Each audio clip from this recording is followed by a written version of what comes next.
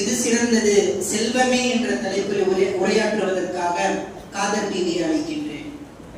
சபையோர் அனைவருக்கும் சலாம் சொல்லி எனது வாதத்தை ஆரம்பிக்கிறேன். அஸ்ஸலாமு அலைக்கும் வரஹ்மத்துல்லாஹி தஆலா வபரகாத்துஹு. நடுவர் அவர்களே, ஒரு அழகான பாட்டோட ஆரம்பிக்கட்டுமா?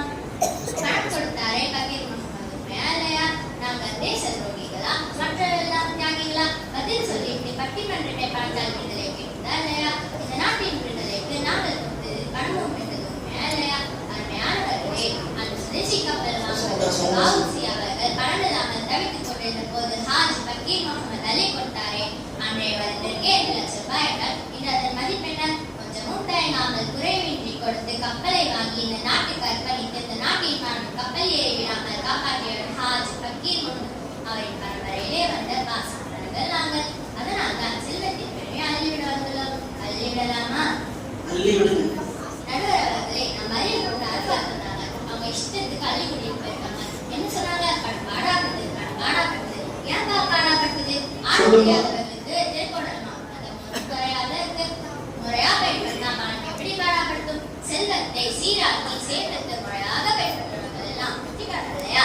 எத்தனை பேர் காட்ட வேண்டும்? அன்னை கதீஜா ரலியல்லாஹு அன்ஹா ஒரு செல்வ சீமாட்டி. அவர்களின் திரண்ட செல்வம் எல்லாம் இந்த மார்க்கத்தின் வளர்ச்சிக்கு பயன்படுத்தவில்லையா?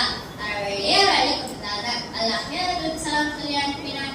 யாருக்கு கிடைக்கும் இந்த பாக்கியம்? அல்லாஹ்வின் பாதையிலே அள்ளி கொடுத்தால் அல்லாஹ்வின் சலாமும் கிடைக்கும், அகில மக்களின் அன்பும் கிடைக்கும். கொடைவளர் ஜமால் முகமது திருச்சியிலே இவரது பெயரில் ஒரு கல்லூரியே உண்டு. வரலாற்றிலும் இவருக்கு உயர்ந்த இடம் உண்டு. காரணம் என்ன தெரியுமா? மலையை கடற்கரை நிலங்களை கல்லூரி கட்ட கொடுத்ததோடு மட்டுமல்லாமல் ஏழை மாணவர்களுக்கு ஏராளமாய் உதவினார். இன்று கல்வி கல்வி என்று கத்திரார்களே, அந்த கல்விக்கு அந்த பகுதியிலே உயிர் கொடுத்தவரே அவர்தான். அவரது பணம் தான் பல பேரை பட்டதாரியாக்கியது. முனிக்குந்தி ஜாமியா மஸ்ஜித் ஜமாத்தார்களும் எவ்வாறு கல்விக்காக கல்வி கற்கும் மாணவர்களுக்காக செலவழித்து இந்த போட்டிகளை நடத்தி நாம் ஊக்கப்படுத்துகிறார்களோ, அதுபோல கொடைவளர் ஜமால் முகமது மாணவர்களின் அறிவித்தலுக்காக 1000 கணக்கில் அள்ளி வழங்கினார். அதனாலே அவருக்கு மக்களின் உள்ளத்தில் உயர்ந்த மதிப்பும் கிடைத்தது. இன்ஷா அல்லாஹ் மறுமையில் அவர் உயர்ந்த பணத்திலே ஒரு இடம் இருக்கலாம். அறவழியை அவர் அள்ளி கொண்டதால் தான் அவர் இவர்களை போல் பணம் இல்லாமல் பக்கீசாவாக இருந்திருந்தால் இதையெல்லாம் செய்திருக்க முடியுமா? வரலாற்றிலே இடம் எடுத்திருக்க முடியுமா? அறிஞர் பெண்ணாட்சியாவிடம் கேட்கப்பட்ட கேள்வி இது. பணத்தை பற்றி உங்கள் கருத்து என்ன? அவர் அழகாக சொன்னார். பல பேர் பணத்தை தவறாக நினைத்திருக்கிறார்கள், அதனால் தான் ஏழையாக இருக்கிறார்கள். செல்வம் என்பது வேறு பொருள் அல்ல, அது அல்லாஹ்வின் அல்லாஹ். அல்லாஹ் குர்ஆன்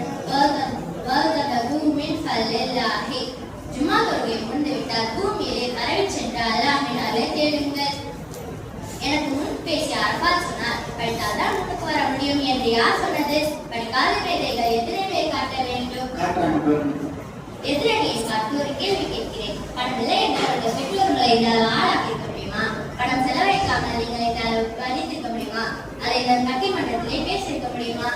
ஆக உங்கள் கல்விக்கே காரணமாக இருப்பது இந்த செல்வம் தான். அதை குறைத்து பேசலாமா? ஏன் எட்டி உதைக்கலாமா? இதுவே நியாயம்.